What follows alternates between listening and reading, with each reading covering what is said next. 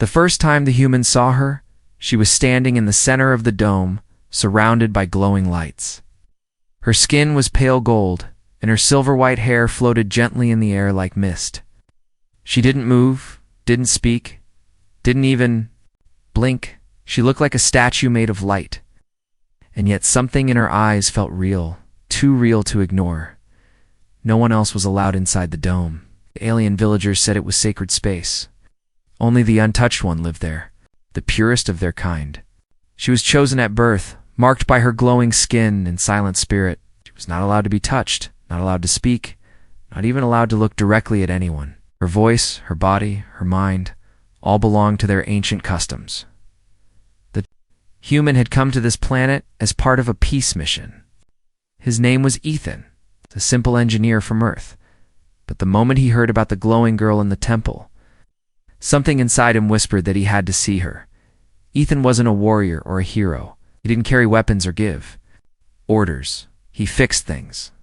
Wires, lights, engines. But no tool in his box could explain the pull he felt toward the dome on the mountain. That evening, just before sunset, he walked quietly up the stone path leading to the temple. The alien guards didn't stop him. They didn't even look at him. They were too busy kneeling, chanting in low hums. They thought he'd turn back like the others. No one had ever dared to enter. But Ethan didn't stop. When he stepped inside, the dome pulsed with soft golden light. And there she was, in the center, barefoot, motionless, sacred. She didn't flinch when he entered. She only tilted her head slightly, just enough to see him from the corner of her eye. He didn't speak. He just stood there, a few steps from the entrance, heart pounding. He could feel the heat of the light on his skin, but he didn't feel afraid. Instead, he felt calm, like everything he had done in life had led to this quiet moment. The girl blinked once, slowly, then turned her gaze back, toward the ceiling, where soft lights floated like fireflies in the sky. Ethan stayed only for a minute. Then he turned and left, didn't say a word. He didn't want to break the silence. That night, the village buzzed with whispers. The elders were angry. The guards were confused. The air felt tense. But the girl in the dome said nothing. She didn't ask for punishment. She didn't cry or scream. She just stood there, hands folded, eyes glowing like starlight. The next day, Ethan came back. This time, he didn't go inside. He sat outside the dome on the edge of the stone platform and pulled out a small metal cube. It was broken, maybe on purpose. He began to fix it, humming softly to himself. Every now and then, he glanced at the door, wondering if she could hear him. Inside the dome, the girl stood in her usual place. But something small had changed. Her fingers moved ever so slightly, tracing the curve of a glowing vine carved into the floor. For 7 days. Ethan came and sat outside the dome. He never spoke to her, never entered again. He just worked with his hands, fixed small things, and hummed human songs no one else knew. On the 8th day, something strange happened. As Ethan finished repairing a tiny light scanner, he heard the sound of footsteps behind him. He turned quickly, but it wasn't the guards. It wasn't an elder. It was her. The alien girl stood in the doorway of the dome, her silver hair catching the wind, her golden eyes watching him like a curious bird. She didn't cross the sacred line. She couldn't. But she had come close. Closer than she ever had to anyone. Ethan froze. He wanted to speak, but didn't know what to say. Any wrong word could break the moment. Then she did something that made his breath catch. She reached out her hand and mimicked the way he had been holding the scanner. She copied his hand movements exactly. He smiled, not too wide, just enough to let her know he understood. From that day forward, she began to appear in the doorway each morning. She didn't speak, but she watched, she copied, she learned. The villagers noticed. The elders grew silent. Ethan realized something. She was not untouchable by nature. She was untouchable by law. She was sacred only because they said she was. But inside, she was just a girl, and she was choosing to learn from him. The temple dome had always kept her hidden. But now, through quiet moments and broken gadgets, Something had begun to shine brighter than the golden lights. Trust, and once trust began, nothing, not even ancient rules, could stop what would come next. Asterisk, the first sound that came from her lips was not a word, it was his name, whispered like wind through crystal leaves. No one had heard her speak before, not even the elders who raised her. But that night, under the light of 2 moons, she broke centuries of silence for just one human. Ethan sat outside the temple again, like he did every day. He had grown used to the silence, the soft air, and the sound of his tools clicking together as he fixed old tech from his pack. But tonight felt different. The stars above seemed sharper, the wind colder, and something inside him whispered that change was coming. He didn't hear her footsteps. She always moved like air, light, quiet, soft. But when he looked up, there she was again, standing in the doorway, her pale skin glowing in the moonlight. She didn't look scared this time. Her hands were not folded tightly like before. Instead, they hung loosely at her sides, her fingers twitching slightly. Ethan gave a small nod, not wanting to scare her. She had started to understand human signals. A nod, a wave, a smile. Little things that connected them more each day. She looked at the scanner he had repaired and then back at him. For a moment she just stared. Then her lips parted, and in the smallest voice he had ever heard, she said it, Ethan. His name spoken in her soft alien accent made him freeze. It wasn't loud, it wasn't clear, but it was real. He slowly placed the tool in his lap and looked up at her. "You spoke," he said quietly, almost afraid to believe it. She nodded once, then stepped back into the dome. The door shimmered behind her as it sealed shut again. That night, Ethan couldn't sleep. His heart beat like a drum. Why had she spoken now? Why only his name? What did it mean? The next morning, he returned early, before the sun rose. He brought with him something special, a tiny holographic projector. He set it on the ground and let it show soft colors in the air, shapes from Earth, gentle scenes of oceans and trees. When she came to the doorway, she didn't speak again, but her eyes widened at the images. A bird made of light flew in a circle. A blue ocean wave crashed silently in the air. She stepped closer to the edge, as if trying to feel the spray. Ethan smiled. "It's from my home, Earth," he said softly. She repeated the word slowly. Earth. It was the second word she had ever spoken. From that day, their communication grew in pieces. She would say a word, then watch him for a reaction. He would smile, sometimes laugh gently, and speak the word again. She liked the sound of his voice. It was not harsh or commanding like the temple elders. His voice was calm, patient, safe. He learned that her name was Lysay, not from her lips, but from the soft humming chant sung by the other girls in the village during ceremonies. It meant silent bloom in her language. She lived up to it, a flower hidden in stone, finally reaching toward light. As days passed, her words grew. She learned to say simple things, light, tree, Ethan, and stay. That last one made his heart stop the first time she said it. Stay. She whispered when he had stood to leave. He stayed, but not everyone was pleased. The temple elders had begun to notice changes in her energy. The sacred girl who was never meant to speak had found her voice. The one who should never make choices was now choosing where to look, who to watch, who to trust. The village grew tense. The air around the dome grew still and cold. And one day, the chief priest himself stood outside the human's tent. Holding a long wooden staff and wearing a mask made of gold leaves. "You have made her impure," the priest said, his voice low and sharp. Ethan didn't reply. He simply stood tall and said, "She is learning." The priest pointed toward the mountains. "Leave before the moon turns again, or we will take her voice back." That night, Ethan didn't sleep again. He stared at the stars, wondering what kind of people would steal a voice just to keep a tradition alive.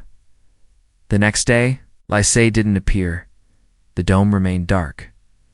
She was gone from the doorway, and the silence felt heavier than ever before.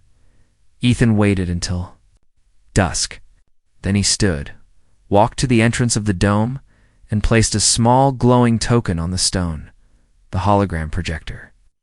He activated it, letting it play a soft ocean scene.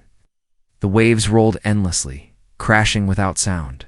He whispered, "Toward the sealed dome, I'll wait." Inside, beyond the glowing walls, Lise sat alone in a cold room, holding a small carved figure of a bird, one he had made for her days ago. She closed her eyes, pressed it to her chest, and whispered back into the silence, "Ethan." Even if he couldn't hear her, her voice was now alive, and no one could take it away again. They chained her voice with silence, covered her eyes with smoke, and told her she was dreaming. But deep inside the sacred temple, Lise whispered only one word through the thick darkness, "Ethan." The elders had seen enough. They called an emergency meeting under the cold blue sun. The glowing girl had broken the ancient order. She had spoken. She had watched a human. She had chosen him. The council believed she had become dangerous not because she attacked anyone, but because she had begun to think for herself. "She is not sacred anymore," one elder hissed. "She is becoming like them." The high priest, older than all, struck the ceremonial gong. "Prepare the cleansing. Tonight." Inside the temple, Lise didn't cry. She sat still, her hands tied with ceremonial silks, her eyes covered with golden cloth. She knew what this was. They called it the silent return, a ritual to erase emotion, memory, and will. It was rare, it was painful, it was final. But all she could think of was him, the human with kind eyes, the one who never forced her to speak, never crossed the sacred line, and always waited day after day, like a stone that would never move unless she chose to touch it. Meanwhile, Ethan sat on a hill just above the village, staring down at the temple with narrowed eyes. Lise had not come to the doorway for 3 days. The light inside the dome had turned from soft gold to flickering red, a sign of internal ceremony. Something was happening, and he was being kept in the dark. He didn't know their rituals. He didn't know their rules, but he knew fear. And he could feel it rising in his chest, heavier with each passing hour. He had seen how she looked at him, not with love, not yet, but with something more sacred than any chant, trust. And now, that trust was in danger. So he made a decision that night. Ethan sneaked into the lower quarter of the village, where the traders and workers lived. There, a young alien girl named Venla helped him in secret. She was Lise's only friend, quiet worker who had once carried scrolls to the temple door. "She's inside," Venla whispered, handing him a folded cloth. "They are preparing her mind for silence. If they finish, she won't remember you or herself." Ethan clenched the cloth in his hand. What do I do?" Venla looked at the temple and then at him. "She is still choosing you. If you want her to keep choosing, then go to her now, before the last drum." Inside the dome, the ritual began. Priests stood in a circle, humming low, vibrating the room with waves of sound. Lise sat in the center, her body shaking, her mouth covered with a soft red seal. Her thoughts began to blur. The lights danced too fast. Her heartbeat slowed. They told her she was alone, that no one would come, that the human had already left, but one voice, deep inside her, whispered through the noise, "I'll wait." Suddenly, the chamber lights flickered. A shadow fell across the temple floor. As turned their heads just as the entrance seal hissed open, Ethan walked into the sacred dome. He didn't run. He didn't shout. He simply walked straight and firm, toward the center of the ritual. His boots echoed against the holy stones. The priests gasped, raising their hands, shouting words he didn't understand. He didn't care. His eyes locked on hers, and in that moment, everything else disappeared. Lisa's mouth moved under the seal. Her hands twitched against the silks. Her eyes filled with tears, not of fear, but of something stronger. Recognition. Ethan stepped between her and the priests. "You will not erase her." The high priest raised his staff. "You are trespassing, outsider. You poison her spirit." Ethan held out his hand, palm up. "She spoke to me. not because I asked, but because she wanted to. You call it impurity? I call it freedom. Lysay suddenly pulled her hand free from the silks. With trembling fingers, she reached forward and touched Ethan's palm. A bright blue light burst from her skin, a sacred flare never seen before. It stunned the priests. The humming stopped. She stood up on weak legs, staring at the high priest. Her voice, shaky but strong, broke the silence. I choose him. The room froze. Gasps filled the air. No sacred girl had ever spoken those words. No one ever chose a human. The high priest's hand lowered. She was no longer a symbol. No longer a holy statue. She was a girl standing with the man she chose. And now, the temple had a new problem. They could no longer control her. They could only watch as she stepped outside the dome. Holding Ethan's hand not as a symbol, not as a goddess, but as herself. And she didn't look back. Asterisk, the guards searched the mountain paths with glowing spears, shouting her name into the wind. But by the time they realized she was gone, she had already reached the edge of the forest barefoot, breathless, and running toward the one person who never tried to claim her. The storm came fast, shaking the trees and tearing at the sky. With wild flashes of light, rain poured in heavy sheets, cold and blinding. Most villagers locked themselves inside stone shelters, but inside the temple, chaos had broken loose. Lysay had vanished. Her silk ropes had been cut, not by force, but with quiet hands. The red seal on her mouth had been peeled away, and her sacred cuffs had been left behind. The glowing girl who once stood silent at the center of the temple was now missing, and the elders were furious. She's with the human. Ow. One priest growled. She has stained herself. Another hissed. But they were wrong. Lysay wasn't running because of Ethan. She was running because she chose to. Not because someone told her, not because someone rescued her, but because she finally knew what freedom felt like. With every step through the muddy trail, her bare feet bled. Thorns scratched her arms and cold air stung her skin. Didn't stop. She didn't cry. Her mind was clear. She held one thought tighter than the pain. He waited. Far from the village, in the broken hills beyond the forest line, Ethan sat alone beside a small fire, his tent barely holding back the storm. His jacket was soaked, his hands were cold, but he didn't move. He stayed where he always did, near the place she last appeared. He didn't know she was coming, he only hoped. Suddenly he heard something soft steps splashing in the mud. He stood flashlight in hand and turned toward the sound. At first, all he saw was rain. Then a shape emerged, small, shaking, covered in dirt and glowing faintly in the dark. It was her. Lysay stumbled into the clearing, her legs barely holding her weight. Her hair clung to her face. Her chest rose and fell in sharp, fast breaths. She looked at him. He dropped the flashlight and ran to her, catching her just before she fell. I knew you'd come, he whispered, wrapping his jacket around her trembling body. She pressed her face against his chest, fingers curling into his soaked shirt. They wanted to take my voice, she whispered, so I gave it to you instead. Ethan didn't know what to say, so he just held her, letting her warmth slowly return. They sat together under a thin emergency tarp, the fire crackling low beside them. He made warm tea from his kit and poured it into her hands. She sipped carefully, her eyes never leaving his. I was never allowed to choose before, she said softly, but now I have.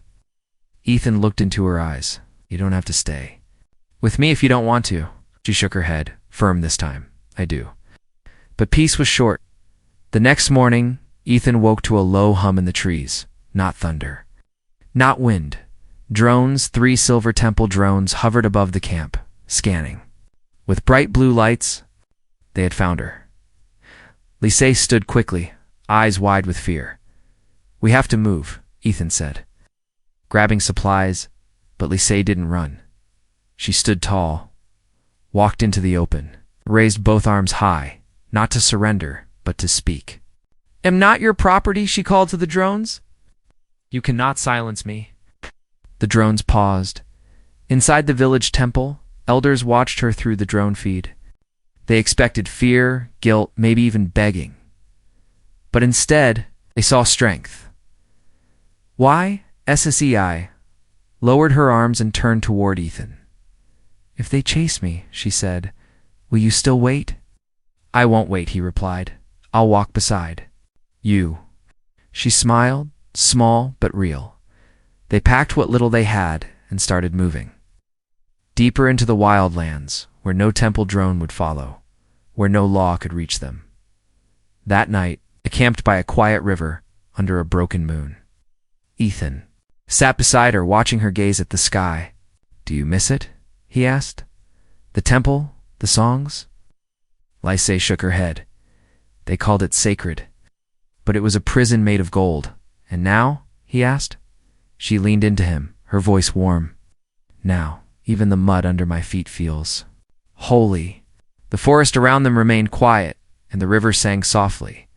And for the first time in her life, she slept in peace, knowing that the only person who had ever waited for her would never walk away.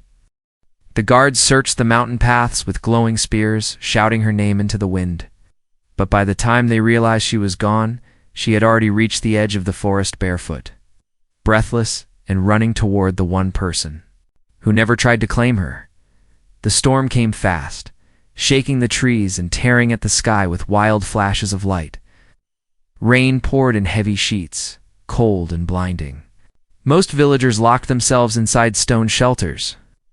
But inside the temple, chaos had broken loose. Lysay had vanished. Her silk ropes had been cut, not by force, but with quiet hands. The red seal on her mouth had been peeled away, and her sacred cuffs had been left behind. The glowing girl who once stood silent at the center of the temple was now missing, and the elders were furious. "She's with the human." One priest growled. "She has stained herself," another hissed. But they were wrong.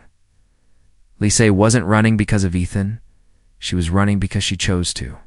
Not because someone told her, not because someone rescued her, but because she finally knew what freedom felt like.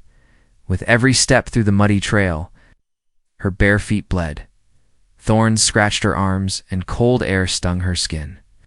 But she didn't stop. She didn't cry. Her mind was clear. She held one thought tighter than the pain he waited. Far from the village, in the broken hills beyond the forest line, Ethan sat alone beside a small fire, his tent barely holding back. The storm, his jacket was soaked, his hands were cold. But he didn't move. He stayed where he always did, near the place she last appeared. He didn't know she was coming. He only hoped. Suddenly, he heard something soft steps splashing in the mud. He stood, flashlight in hand, and turned toward the sound. At first, all he saw was rain. Then a shape emerged, small, shaking, covered in dirt and glowing faintly in the dark. It was her Lysay, stumbled into the clearing, her legs barely holding her weight. Her hair clung to her face. Her chest rose and fell in sharp, fast breaths. She looked at him. He dropped the flashlight and ran to her, catching her just before she fell. "I knew you'd come," he whispered. Wrapping his jacket around her trembling body, she pressed her face against his chest, fingers curling into his soaked shirt. "They wanted to take my voice," she whispered, "so I gave it to you instead." Ethan didn't know what to say, so he just held her, letting her warmth slowly return. They sat together under a thin emergency tarp, the fire crackling low beside them. He made warm tea from his kit and poured it into her hands. She sipped carefully, her eyes never leaving his. "I was never allowed to choose before," she said softly, "but now I have." Ethan looked into her eyes. "You don't have to stay with me if you don't want to." She shook her head, firm this time. "I do." The peace was short. The next morning, Ethan woke to a low hum in the trees, not thunder, not wind. Drones, 3 silver temple drones, hovered above the camp, scanning.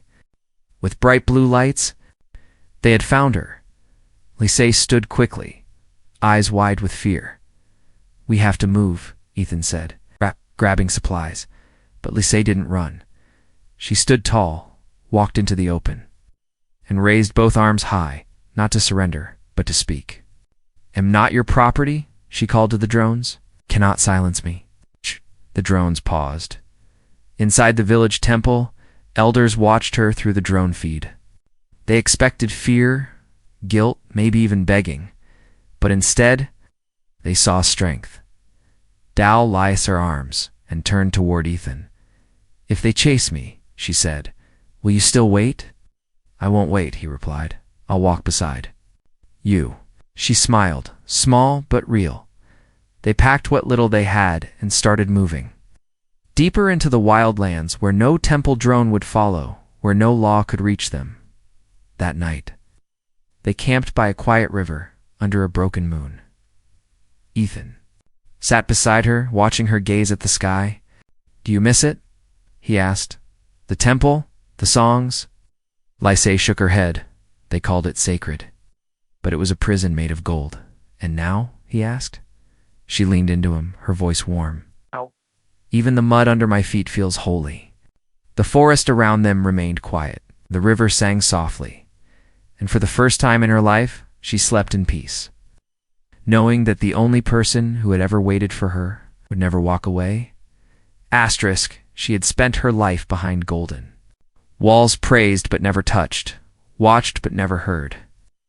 Now, in a quiet hut deep in the human outpost, she sat on a simple wooden floor, holding a spoon, her hand shaking. For the first time, she wasn't being worshipped. She was being asked if she wanted more soup. The fire crackled gently in the corner. Outside, the air smelled of metal, wood, and strange new flowers that only grew near human terraforming. Stations. Ethan's outpost was small. Just 5 shelters, a field tent, a water recycler, and a rusty signal tower. But to Lysay, it felt like a different world.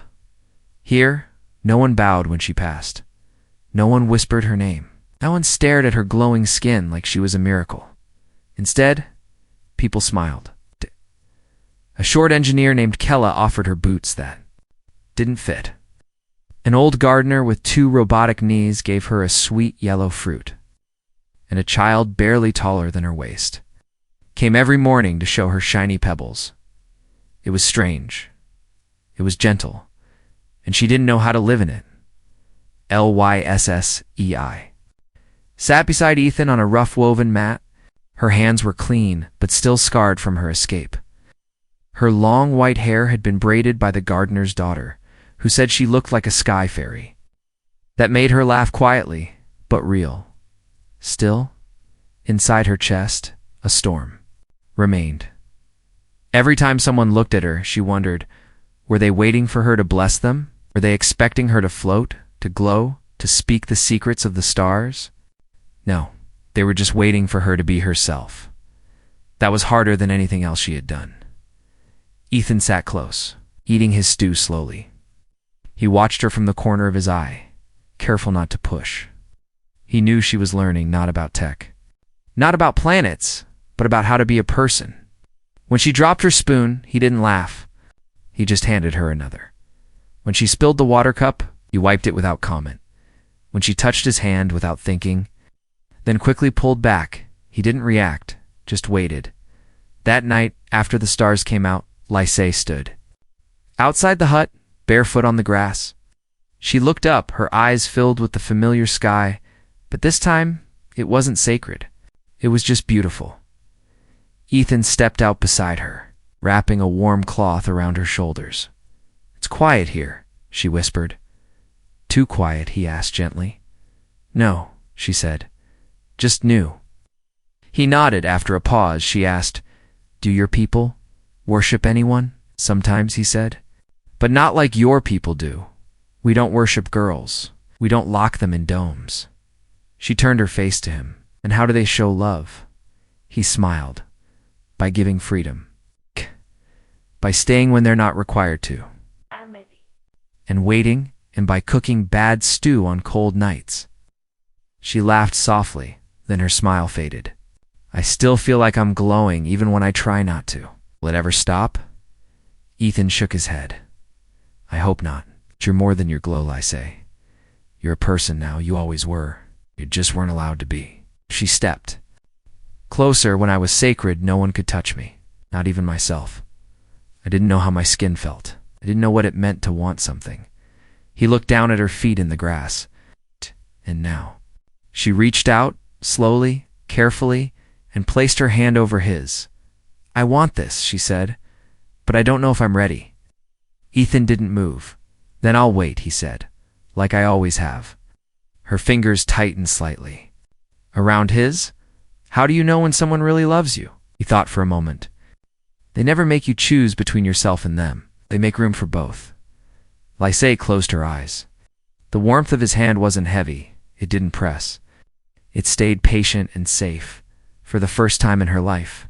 She didn't feel like someone's symbol, someone's prize, someone's burden. She felt like a girl.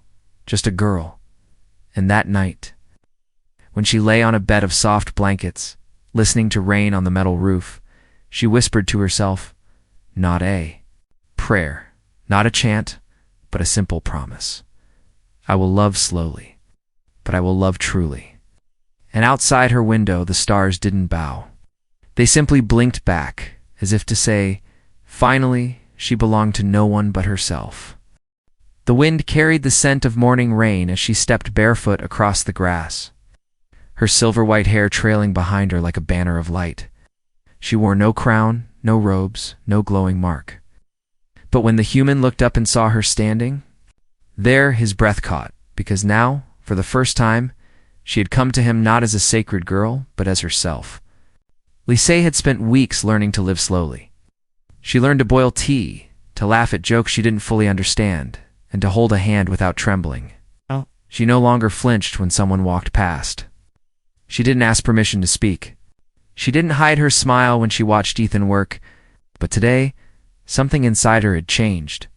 She had woken before the sun and sat quietly near the outpost stream, fingers tracing the edge of a smooth stone.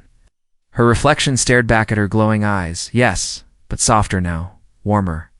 The girl in the dome was gone. In her place was someone else, someone new. She didn't need a ceremony to know the truth. Her choice had been made. At the edge of the hill, Ethan was repairing a broken solar panel, humming quietly.